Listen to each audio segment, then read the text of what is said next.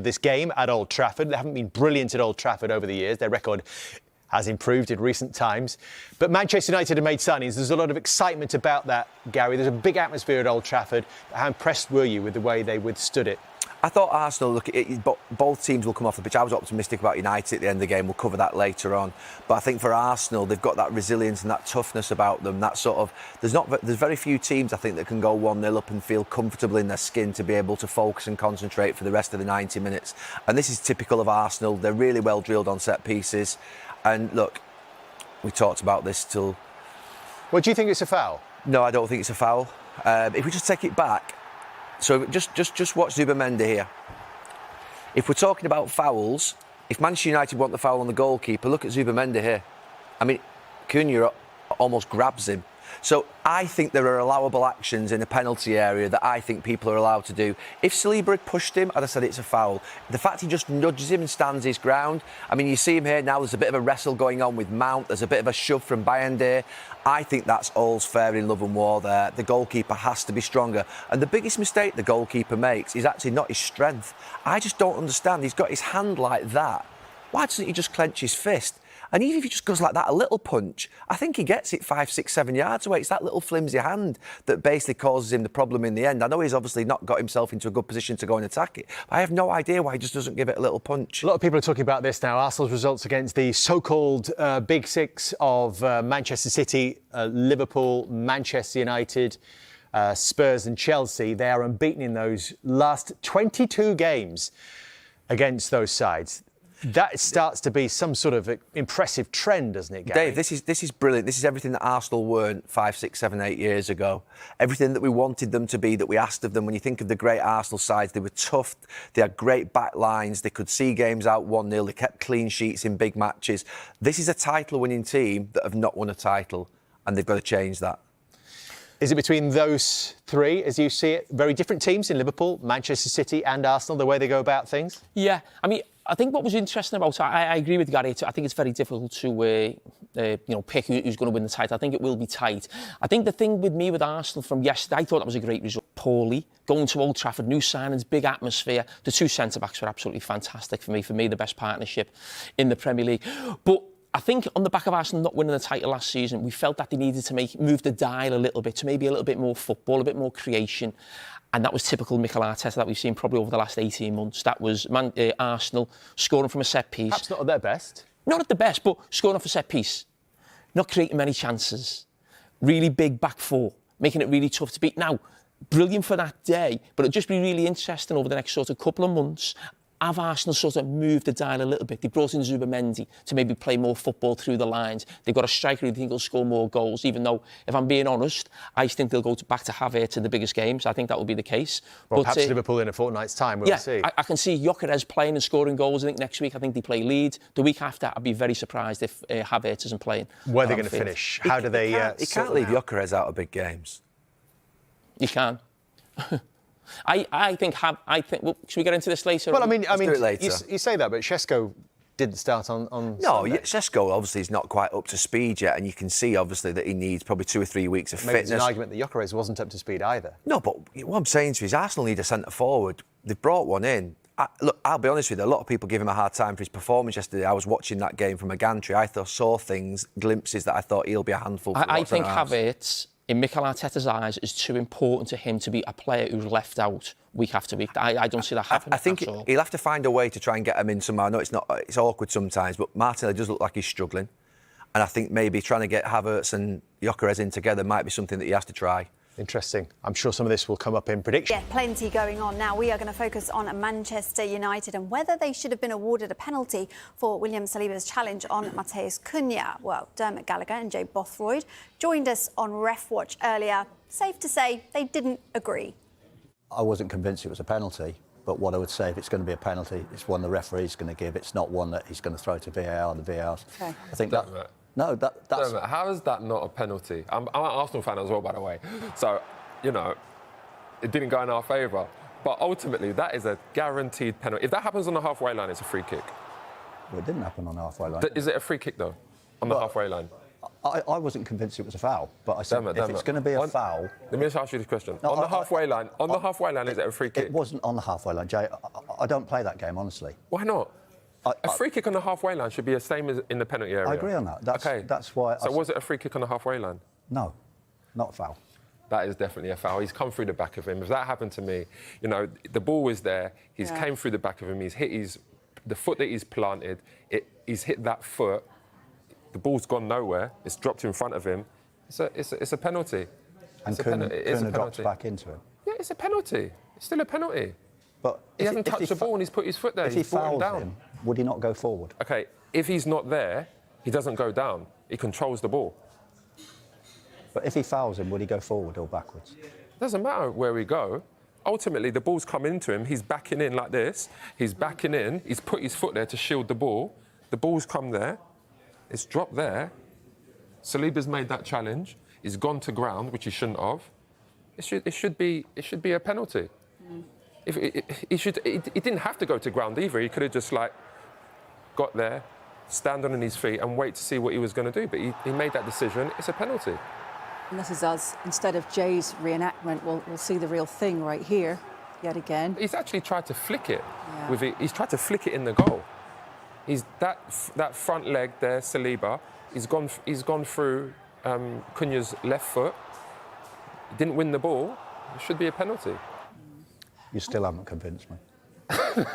That's what we've all got different opinions as You're well. sitting on the fence You've again. not changed your mind. You're sitting on the fence again. Sitting on the fence. I You said didn't not a say foul. Okay. Yeah, but it would be a foul anywhere else on the field. No, I don't play that. It's you judge what happens. At that point, I don't think it's a foul. But why, if it's a foul anywhere else on the pitch, why wouldn't it be in the penalty area? I wouldn't give a foul. You wouldn't give a foul for that? No. Anywhere else on the field? No. Come on, Dermot, you're better than that. You're better than that, Dermot. You're Says better it as than it that. is. I don't think it's a foul. I feel like we needed popcorn watching that. That's good, that. Clinton, who do you agree with, Dermot or Jay? Bella, you're better than that. I know. No, you know what? After I was there at the ground and I was thinking, how VAR not intervene in that? Because I did think he caught him. If you look at it, I get Cunha's. You know what it is? If Cunha makes the proper contact at the front post and he tries to flick, but Saliba catches him with his left foot. So for me, as much as I love Dermot Gallagher, I've got a lot of time for him. I'd have to agree with Jay. I think it is a penalty. Yeah. And seeing it again when you slow it down, and VAR should have been having a look at it, I think Man United were unlucky not to get a penalty there because Saliba does catch Cunha's foot. But they didn't make... I was there. Man United didn't really go mad about it. I think if they made more of a protest, then... But it shouldn't be just you make a protest that you get it. That's why VAR is there, to help the referee, because it was difficult where the referee was stood. But VAR should have intervened there and it should have been a penalty. Just to clarify, you agree with Jay, you better dodge Dermot in the corridor. Nah, but Dermot's a good, very good referee. Never booked me, so I like him. Look, the other major incident that we need to talk about is Arsenal's goal and Altay Bayindir's costly error. Do Manchester United need to sign a new goalkeeper? They have splashed out at the other end of the pitch, haven't they? But do they need a new keeper? Of course they need a new goalkeeper. You know what? I was really impressed with Man United, but not the same old problems with the goalkeeper. Not strong enough. I don't know, for the life of me, I've seen it many times when I was playing. A goalkeeper usually has a defender in front, Bella, and the defender pushes the striker off, so it enables the goalkeeper to come out and get that punch. It wasn't strong enough. You have to be strong. In that situation, if I was playing, I want my goalie, even if I'm the defender, come and clear everything out, and then argue about it after when I've come off the floor and you've punched me, but at least you've took everything. David Raya had one of those in the second half and he managed to punch through it. That's the difference between quality of goalkeeper. That's why I think Man United need to strengthen in the goalkeeper department but it's strange how, and I look at it now with goalkeepers, they don't want the centre forwards up against them because they want freedom. They always have a defender there in front of them and the striker there and says, make the defender keep the striker away. He didn't do that, so it's poor goalkeeping. Who do you think United could get? Well, we spoke to Carve earlier. He said Donnarumma would probably cost too much money and in wages. And you're looking at it, they were linked to Emi Martinez as well. But he's obviously still at Aston Villa. He's a top goalkeeper as well. So I don't know, but they need competition. They need to bring... Obviously, Annan is probably, when he comes back fit, he's only just trained for a week. He will be the number one. But he made mistakes last season as well. And you can't afford to make big mistakes like that at a club like Man United. Well, this is the thing. And how costly could that be to Ruben Amorim if he doesn't get someone in new. Yeah, it could be costly. Listen, Man United were the better team yesterday, and Arsenal fans and the probably players in Arsenal will say they were the better team, but they took 3 points. The reason they took 3 points, you know who's man of the match? Who's Sky give man of the match? David Raya. So that was the difference between goalkeeping. But attacking going forward, Man United were outstanding. I think it could be the difference between them having a good season and not so good season. A mid-table team, Man United, is the goalkeeper situation. So they need to get that sorted. Did you see enough yesterday to convince you that they are actually improving under Amorim? There were positives. Oh, there were big positives. And Buemo and Cunha were outstanding. I thought the link-up play, and Mason Mount, I throw Mason Mount into that. I think if Mason Mount, he'll be like a new player. He's had a lot of injuries. I do like Mason Mount. I think he's a very good player, but they were outstanding, in particular Cunha. He done one flick round the corner when Ben White was chasing him, and he was fantastic. He's really involved. I think Man United fans will like him. I think he's better. He started off in the number 9. I think he's better in the 10 on that left-hand side where he comes into little pockets, but really exciting. And then Buemo, we know what he can do. Šeško needs to hit the ground running. You've got Bruno in a deep position, who done well with Casemiro. I thought Casemiro, people were questioning Casemiro. I thought the two of them done well. A lot of positive signs for Man United, in particular going forward. Yeah, OK. Right, plenty more coming up. Jack Liverpool, this deal is worth around £25 million, and he's signed a 5-year contract. Some more details about this deal. Liverpool have included a buyback option because obviously they think he's such a good player that if he carries on developing the way he has been at Bournemouth, Liverpool in the future will have the option of signing him back. Doak attracted a lot of interest earlier this year from clubs like Crystal Palace and Ipswich Town. This summer, we're being told that clubs like Nottingham Forest and Leeds United, as well as Porto, were interested in signing Doak. And if you add up how much Liverpool have made from selling players this summer, because I know a lot has been made about how much Liverpool have spent, if you add up their sales, it now comes to a guaranteed £206 million. But if you factor in add-ons, it could be £227 million. So somebody at Liverpool doing a very, very good job of selling players as well as buying them. Yeah, that's often forgotten when we talk about how much clubs are spending. All right, let's talk Manchester United then. Now, Gary Neville, Jamie Carragher, Roy Keane, bloke I saw in the corner shop the other day, all saying United need a new keeper. Are they going to get one? Easier said than done, Mike. It's going to be difficult to get a deal done to bring a new goalkeeper in at Manchester United with just, well, we're now officially less than 2 weeks left in this transfer window, aren't we? Is the timing the issue? It's partly that, but also, does Ruben Amorim want a new goalkeeper? So you've got a situation here. There was talk earlier in this transfer window when there were doubts, major doubts over Andre Onana's future. He then got injured during pre-season. So effectively ruled him out of a move because he was injured. So he was going to be out until the start of the season, people thought. So he wasn't going to get much of a pre-season in. And publicly, at least, Ruben Amorim has said that he is backing the 3 goalkeepers that he's got. Andre Onana, Altay Bayindir and Tom Heaton. Now, there was lots of conjecture yesterday when the team was announced for Manchester United's game against Arsenal and the squad was announced. Andre Onana nowhere to be seen. They interviewed Ruben Amorim before the game. Why isn't he there? Well, is he injured? Is he not fit? No, he's fit. So everyone assumed that Andre Onana had been dropped. He played that down later simply by saying, look, he's hardly had any training time, he's hardly had any game time, and that's why he chose Altay Bayindir ahead of him yesterday. Now, if an offer in these last 2 weeks was to come in for Onana that Manchester United maybe couldn't refuse, then there's the possibility that they would try and see if there's a keeper available that they can bring in. But at the moment, it would be very, very difficult because there's been no offers for Andre Onana and there's no sign at this stage that Andre Onana wants to leave Manchester United anyway. There's quite a good goalkeeper hanging around, available. Donnarumma, why don't they just buy him? Good question. I mean, arguably he's the best goalkeeper in the world at the moment. PSG have made it clear that they are going to sell him in the next 2 weeks. Having said that, even though he's only got a year left on his contract, PSG is still looking for around 40 to 50 million euros. So that is, what, around 40 million pounds. Now, he's also on big big wages. The information we have is that Manchester United, Manchester City have not been in contact with his representatives. Now, potentially that could change, as Dharmesh said. If United were to sell Onana, then potentially maybe they'd pick up the phone and contact Donnarumma's representatives. But even then, it'd be very, very complicated because there's the big transfer fee and there's his big wages as well. And you'd have to convince him, I think in United's case, to move to Manchester United because he wouldn't have any European football. And he's going from the Champions League champions. That wouldn't be a case at City, but of course City would also need to sell somebody like Ederson, but they've just signed a very, very good goalkeeper as well. So I hear what people are saying about Donnarumma, he's available, why doesn't somebody go out and sign him? It's not quite as simple as that. I'm going to use the B word, brinkmanship. It was less than 2 weeks to go. I think PSG and Gianluigi Donnarumma are probably looking at each other and just having a staring contest. Who's going to blink first here? Simply because PSG, on one side of it, know that Gianluigi Donnarumma needs to play because there's a World Cup next summer. Whereas Gianluigi Donnarumma is thinking, I'm not going to rush anywhere until the project is right. And PSG, he knows PSG want to sell him.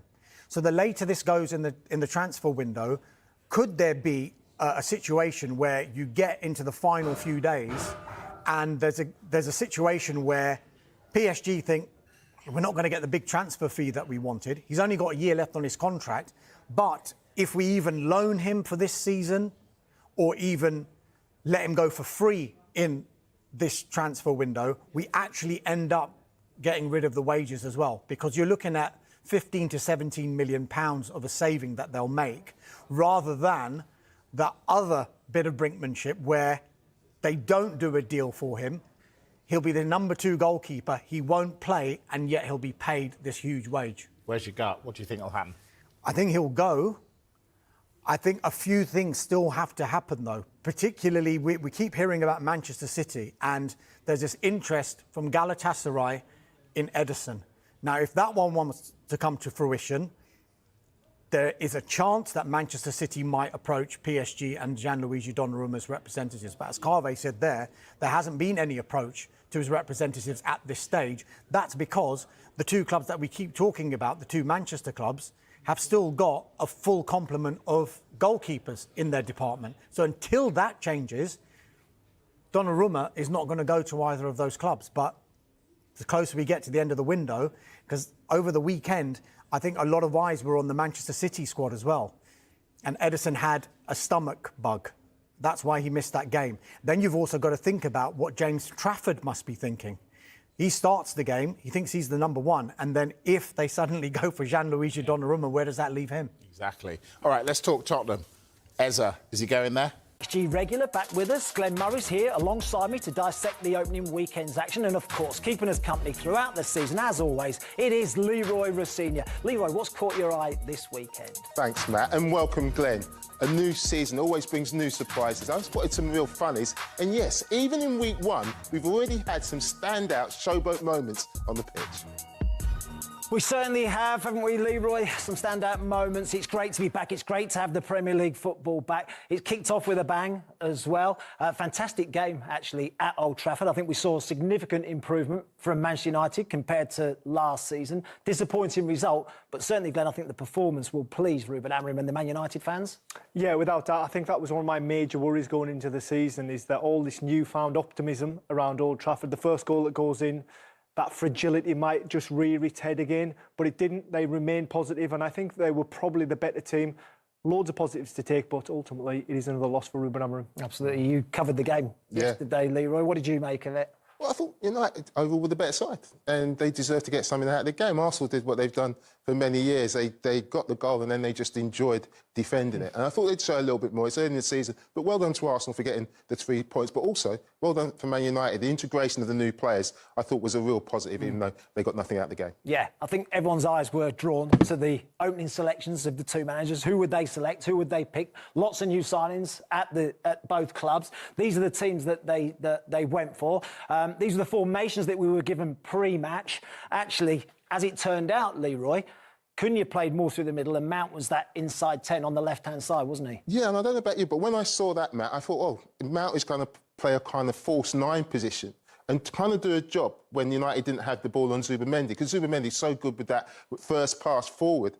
And so it surprised me that he was out on the left and Cunha was in that central area. Yeah, definitely. But I think on a more of a positive note, Cunha and Mbeumo just give that running going forward for Manchester United, that exuberance. A worry for me a little bit, I think, moving forward is Fernandes and Casemiro, especially when Fernandes likes to drift forward at moments. Can Casemiro, has he still got the athleticism to be able to be a protector of that back 3 or 4? Well, last season there was lots of issues with the Man United team, wasn't there? Certainly scoring goals was a problem. 44 they got last year, so you can understand why they've brought in 3 forward players. But they had issues in goal and they had issues in midfield. Wow. Those 2 yet to have been They've still rectified. got issues in goal. And they've still got issues in midfield as well, haven't they? So there's still a couple of positions that you would expect maybe some movement really at Old Trafford in the next couple of weeks. Well, they've been strongly linked to a couple of players. I think Baliba's been hotly linked, and so has Donnarumma. Whether they get either of those, but if they do, they're looking more like a Manchester United side that can compete, aren't they, Leroy? Yeah, absolutely. And also, I must say, you could see the system that he wanted to play. It was so defined. I thought the back 3, Shaw, De Ligt and Yoa were outstanding. And it was a defined back 3. The amount of times they got the ball and the wing-backs were high up the pitch. You could see what Amorim was trying to do, and I thought they implemented that really well. And Ruben Amorim, he was very vocal when he first took the job, wasn't he? He would have preferred to take it in an off-season, and you can see why now. Yeah, absolutely. No Højlund in the squad yesterday. Everyone thought that maybe Šeško would start the game. He started on the bench. As we said, Cunha through the middle as a false 9, if you like. It's a position where he can play. Yeah. What do we think of his performance? I thought it was outstanding. I thought he looked like he'd been in the Man United shirt for many, many years. He just seemed to... He wore the number 10 shirt, his touch and his... What surprised me was his running power as well. But he was just absolutely brilliant. I thought Mbeumo was dynamic as well, but I thought he was the standout performer. What do you think, Ray? Yeah, I think they've lacked a ball carrier, and Cunha provided that. We see that he played in the false 9.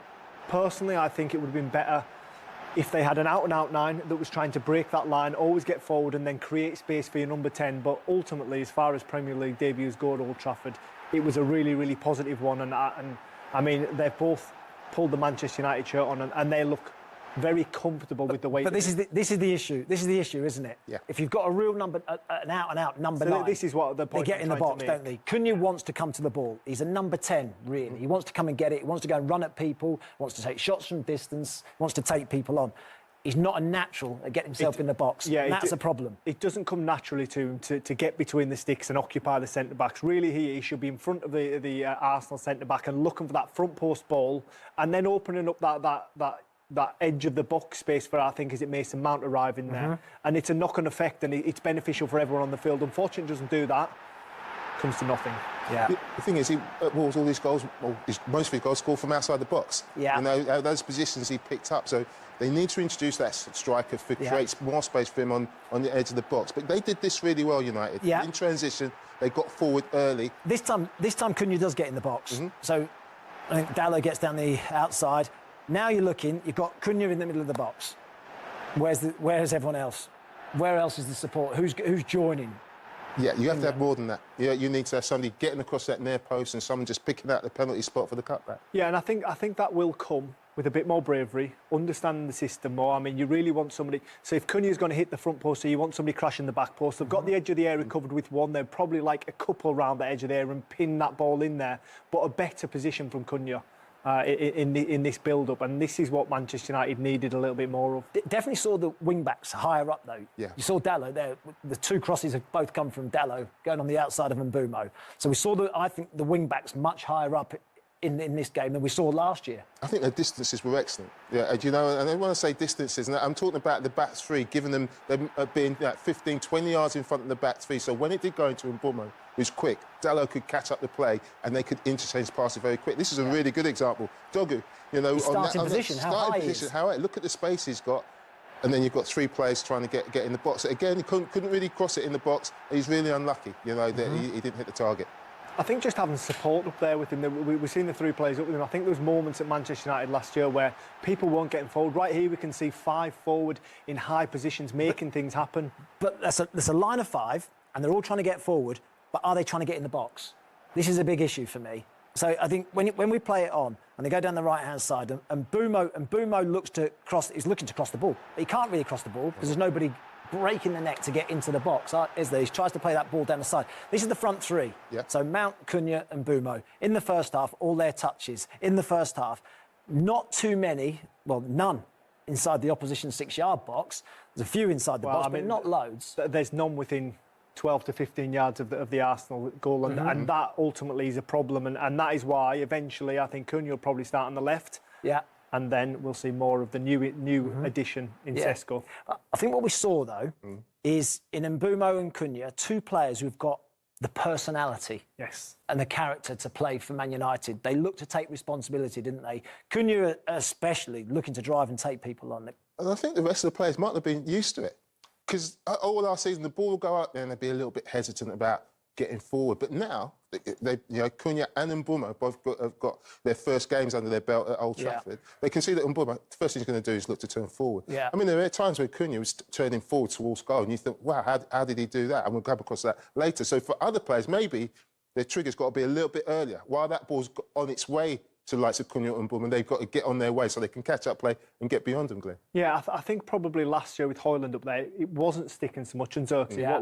They weren't gaining control high up the pitch. Now there's going to be more belief, especially for Dorgu and Dalot, the wing backs, that the ball is going to stick and they can commit earlier and get up the pitch higher. And I think also, when you get higher up the pitch, you need balance at the back. I really like Luke Shaw, the left centre-back, because he's agile, he's comfortable in stepping in. So is Lenny Yoro. So I just think... And comfortable going into those wider areas Exactly as well. that, so they can cover down the channels, but they can also step into traffic. I just think the balance around Manchester United is much better. Absolutely. There's a lot of talk about a number 9. Old Trafford needed a number 9. Gyökeres was someone that was linked because obviously Ruben Amorim coached him previously. He ended up going to Arsenal. We'll have a look at his performance a little later as well. But Šeško, on the bench, not been in the building too long, so maybe you can understand why he didn't start the game. But he got half an hour. What do we think of his performance? People have been talking about Benjamin Šeško for the last couple of years, and he's all about potential. He's a great athlete. He looks the part. He's quick. He's That's mobile. getting in the box, though, isn't it? Yeah, it's really... That's that desire to get into the area. And look, Glenn, he just occupies people, and it takes the pressure off everybody around him as well. Yeah, well, when we've highlighted Cunha for not going in there naturally, we can see Sesko right away naturally goes in between the sticks, occupies the centre-backs and therefore opens up more space and gives the team options to cross the ball. We can see a good hold-up play. This is what you want from your number 9. Keeps the ball alive, recycles it, and look, still trying to get in there. Doesn't come to him, but he's always trying to create an angle or give an option. And what I also liked about him, Glenn, all his runs were within the width of the 18-yard box. He was never running out towards a corner flag. You see now he's got that link play, but look at him now. He's got a desire, hasn't he, to get himself into the box. Getting in the box, getting towards the goal. Look how many times he makes them run, little darts. 3 or 4 runs. But he ends up centre of goal. And if you end up centre of goal, and you know this more better than most, Glenn, you're going to get opportunities. Yeah, well, I mean, when the ball's coming, I mean, listen, we look at Mbeumo. He's played with the number 9 ever since he's been in the Premier League, an out-and-out number 9, and we highlighted him looking to cross the ball. There's no one in there. Sesko will give him that option to be able to cross the ball. And this is what I mean by a bit more comfortable Manchester United. Lenny Yoro just stepping in, athletic, young centre-back, a modern-day centre-back. This bit ambitious. Yeah, a little bit excited. It's his first game at Old Trafford. I mean, you can give him that. He wants to make something happen in the game. But all in all, I think it was a really positive performance. I know a lot of people have already talked about his attitude and how he trains and how he goes about his business. He's the first one in the training ground, the last one to leave it. He wants to learn. He's asking questions all the time of the coach, Ruben Amorim, what he wants from him. I think there's an appetite to get better and improve as well. And I think that's why United have gone for him, because there's room for improvement. And he doesn't have to hit the ground running. And maybe that's why he's kept him on the bench. Does he not have to hit the ground running, though? Well, I think that's... because he probably does, doesn't he? Man United fans, get him on the pitch, get him on get him playing. But Ruben's saying we want to keep the pressure off the player, and I think it was a good move. A lot of Man United fans saying, oh, he should have started. But for the player, and in terms of his integration, his long-term integration into the side, I thought it was the absolute right decision. Give him a little bit of time, and it keeps the pressure off him. OK, Man United yesterday, compared to Man United last season, I think it's fair to say there was an improvement. These are the numbers. This is the difference between Ruben Amorim in charge last year compared to. No, sorry, this is this game yesterday. Yeah. This is the game yesterday. So United were much better in terms of the numbers, weren't they, than Arsenal? 22 shots to 9. The possession was really interesting as well, how United dominated the ball yesterday. That was a bit of a surprise. Maybe we didn't expect that. And I think when you get beat at the weekend, you're disappointed. But when the dust settles, you have a look at the stats and you think, if we can keep those stats up throughout the course of the season, more often than not, we will win games. I mean, 22 shots, asking questions of a really resilient Arsenal team, and they pushed Arsenal. They did. What did we learn then yesterday? What we learned is because United had 61% of possession, they can then defend with that defined 3. Last season, when they didn't have possession, the stats were poor. So this is the comparison then. This is the United yesterday compared to the average under Amorim last season. More fast breaks, more shots from fast breaks, more shots on target, more touches in the opposition box. The passing was better, more duels won, faced less shots and had more possession. And everything was better. Yeah, and that 54% possession means that then they were playing more with the 5. You know, when Arsenal had possession and pushed them back, playing more with 5, and they didn't have the ammunition to get forward. But now they've lifted that, and he wants more possession, Glenn. He wants to control games. That means they can get on the front foot, win the ball high up the pitch. And that one, Jules 1, is about a change of attitude as well. Yeah, front foot. I think that picture of him was taken after he saw those stats, wasn't it? Because even though he did get beat yesterday, he'll be a much happier manager. We saw the stats, we saw the numbers. The only number that really matters is Man United 0, Arsenal 1, and it came from a goalkeeping mistake, didn't it? Bayern Deer should do better, should be stronger. I mean, you've been a number 9 up against a goalkeeper, standing in his way, trying to block him. Well, he's caused a problem for himself every time he starts a Premier League game now. Yeah. Because everyone will be standing on him. They'll be making it very difficult for him. Listen, I feel for him to a certain extent because it's a mismatch. Yeah. Saliba on Mount. Mount has got to do much better. He's got to hold his defence. He's got to protect his goalkeeper. And we can see here, all of a sudden, he's in a fight. When this ball comes off, he doesn't have the time to correct himself, to set himself to punch. And it's a flailing arm.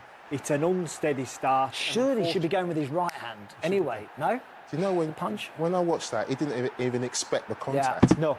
And you know, as a goalkeeper, you've got to be ready. You've got to make sure you're nice and solid. Expect the contact, get your arms up. Then you... I think even his starting position, he's starting like this. He's looking out towards the contact. Like you've got to be feeling to see if something's coming, and then you can move your legs and you can move and create that space. This is a problem. Jump back in. Set piece goals for Manchester United. This is last season. There's only Wolves and Southampton conceded more from set pieces. It's clearly an issue. Is it simply a goalkeeping problem, or is it a team problem? I think this instance yesterday is very different to what we're talking about here, because that was an individual error yesterday, wasn't it? I think we can all safely say that. It wasn't a knock-on effect of bad defending. It was an individual error that you can account for, and you can kind of say, listen, we need to protect him more. So I expect that, like all the other stats we've seen already, to get much better this season. So, if you're a manager, Man United manager, after that performance, a great performance, but a mistake has cost you, getting anything out of the game, who would you start in the sticks next week, Brian Deer or Onana? Glenn? Well, I might be in the transfer market, Leroy. That's neither. You haven't got that option at the moment. You haven't got that option at the moment. You haven't got that option, but who would you start? Who would I start? I would probably start Onana. Yeah, just because he's more accustomed to the people playing in front of him. He's got better relationships with them. And physically, I think he's stronger. Yeah, I would as well. I'd start Onana. What about Arsenal? What about their performance? What did we learn about Arsenal yesterday that we didn't know already? Because we know they're pretty good at the back, defensively strong. We know they're good at set pieces, scored from a set piece, but didn't play as well as perhaps we would have expected them to. They didn't play as well. Bukayo Saka had hardly anything happen for him in the game, but they have the ability to just churn out a result. And I'll tell you what we learned about them, their squad, it's got depth. And I'll tell you what, the people coming off the bench, I think, I forgot about him. Oh, I forgot about him. They were all starting last week. Moreno came on with 5 minutes to go. Yeah. Their strength in depth was absolutely outstanding. What we also learned was that Martin Odegaard's maybe back to his best. And terrific, wasn't he? And with Zubimendi getting on the ball, find the first pass, I think this might have given them a new dimension. Yeah. We said that Man United needed a number 9. Yeah. Arsenal, everyone's been saying for a couple of seasons, they need a number 9. They need an out-and-out striker. They've gone with Gyökeres. Now, you played with Victor Gyökeres, at Brighton. Yes. Did you expect him to be in this position when you played with him at Brighton? And the, I don't know, the development that we've seen from him and the standards and the where he's reached in his career really now? Listen, I think it's very hard to judge a striker when he's 18, 19 years old. There's only the really special ones that burst into the Premier League and cause a stir. He's gone away, though. He's developed his game. He's proved himself at Championship level. He's proved himself over in Portugal. And now he's got his opportunity in the Premier League, in arguably the best league in the world. I have no worries about him. Robustness, his body type. I think he's a really strong, physical young man. My only concern with Victor is if they can find an even keel of Arsenal suiting him and him suiting Arsenal. Obviously, I think if we saw him on the other side yesterday in a Ruben Amorim team when we highlighted Cunha, if he was that constant runner, he'd have probably got a few more opportunities. But listen, he's getting criticised today. He didn't have a great game, but neither did his team. His team didn't play very well going forward. Does it take time? Does it take time? It takes time to build those relationships. I have no doubt he will score goals for Arsenal. It's almost impossible not to when you're surrounded by Odegaard, Martinelli, Saka. Chances will be created. I think he's getting a bit of a rough deal today off the back of an Arsenal resilient performance. Gyökeres' performance then, Leroy? It's tough. Talk me through it. It's tough going into that Arsenal side because there are tactical things that you need to be aware of. You know, and I honestly feel that, you know, that he wants to run down the sides, and Arsenal don't do that too often. But when he runs down the sides, he can do this. He can get hold of the ball. He's strong, and he can bring people into the game. But Arsenal don't do that. They want to play through the lines. And you know, you saw when Havertz came on, Havertz is aware of what Arteta demands tactically. So I thought they looked better with Havertz. Is Havertz a technically more gifted player, though? Very different players, aren't they? I think he's a very clever player, Havertz. But what I will say about Gyökeres is that I think him and Odegaard will create a really good relationship because eventually Odegaard will realise that every time Victor's going to run beyond and he's going to give him that option and create space for him. That's his 22 touches yesterday. I mean, we wouldn't have expected that, surely, would we? With his goal-scoring record over the last few seasons, you'd expect him to have far more touches in the opposition box than that, and certainly more threatening. He didn't even have a shot, did he? Well, I think it was the first time he'd not had a shot in 69 league games since 2023. Right? Wow. But I feel really harsh saying that's a reflection on his game and not the team's game. Yeah, I do. I mean, I've watched him in Portugal. It was almost a goal a game. You know, he's been scoring. But look, 60-minute played, no shots, successful passes, 4 touched in box 3. But you know what? They came out and they got the 3 points. Exactly, and that was the most important thing, wasn't it? I mean, it sets a marker down. From what we've seen over the course of the weekend, are Arsenal title contenders again? Are they going to have enough this time to get over the line? They finished second 3 years, right? You know, I don't know, but they're definitely contenders. You know, I think they're in that 4 that I've got, like Liverpool, Man City, Chelsea and Arsenal. I think they'll be contenders. There's absolutely no doubt about it. And when they do pick up injuries, I think they've got the depth to deal with that. What do you think, Lee? Yeah, contenders, without any doubt. I think Mikel Arteta came out with a really interesting stat. Was it the most points in the last 3 Premier League seasons combined? So they're thereabouts. Can the number 9 be the difference? I was going to say, is Gyökeres the difference? I honestly don't think he will be. Right. And that's nothing to do with Victor. I just think that other teams have done so well in the transfer market.